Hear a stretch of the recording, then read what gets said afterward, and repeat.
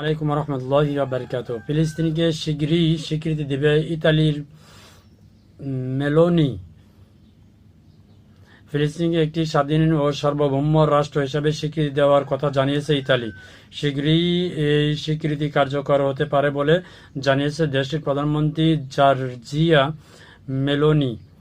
সোমবার 13 অক্টোবর মিশরের শারম আল শেখে অনুষ্ঠিত গাজা শান্তি সম্মেলন ভাষণ দিতে গিয়ে তিনি এ ঘোষণা দেন। প্রধানমন্ত্রী মেলোনি বলেন, আমরা গাজা যুদ্ধবিরতির জন্য অপেক্ষা করছিলাম। প্রেসিডেন্ট ট্রাম্পকে ধন্যবাদ, তিনি সময়োপযোগী একটি পরিকল্পনা দিয়েছেন। এখন আমরা দেখব সেই পরিকল্পনার পূর্ণ বাস্তবে ঘটে কিনা। যদি ঘটে তাহলে ফিলিস্তিনিকে স্বীকৃতি দেওয়ার পথে আর কোনো বাধা থাকবে না। তিনি আরও বলেন, আমরা এক কথায় বলতে পারি ইতালি ফিলিস্তিনকে স্বীকৃতি দিতে প্রস্তুত এবং এই সিদ্ধান্তের খুবই কাছাকাছি আমরা পৌঁছে গেছি। মেলোনি জানান, যুদ্ধ বিধ্বস্ত গাজা উপত্যকার পুনর্গঠনেও ইতালি সক্রিয়ভাবে অংশ নিতে চায়। আমাদের লক্ষ্য একটি স্বাধীন ফিলিস্তিন রাষ্ট্র গঠন এবং গাজা পুনর্গঠন।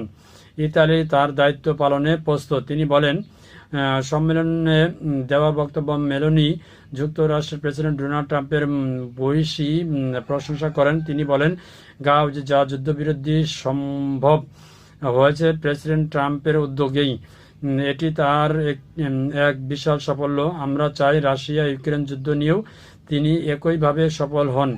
প্রসঙ্গত 2 বছরের সংঘাতের পর প্রেসিডেন্ট ট্রাম্পের উদ্যোগে যুদ্ধবিরতিতে সম্মত হয়েছে ইসরায়েল ও হামাস। এর অংশ হিসাবে হামাস ইতিমধ্যে তাদের হাতে আটক 20 জন ইসরায়েলি জিম্মিকে মুক্ত দিয়েছে। ইসরায়েলের পাল্টা পদক্ষেপ হিসাবে 3700 ফিলিস্তিনি বন্দীকে মুক্তি দিয়েছে এবং গাজা থেকে সেনা প্রত্যাহার শুরু করেছে। মানে সাময়িকভাবে শুরু করছে। আসলে ইসরায়েলের তো বিশ্বাস নাই, তা তো জানানি। যুদ্ধবিরতি চলাকালীন আবার হামলা করে, এটা কিন্তু পরীক্ষিত। অর্থাৎ তাদের ওই যে বাংলা আমরা একটা কথা বলি না, যাদের জন্মের ঠিক না তাদের কথারও ঠিক নাই, জবানেরও ঠিক না। তো ইসরায়েল হচ্ছে এরকম, তাদের তো জবানের ঠিক নাই। দেখা যাক, ভালো থাকবে না।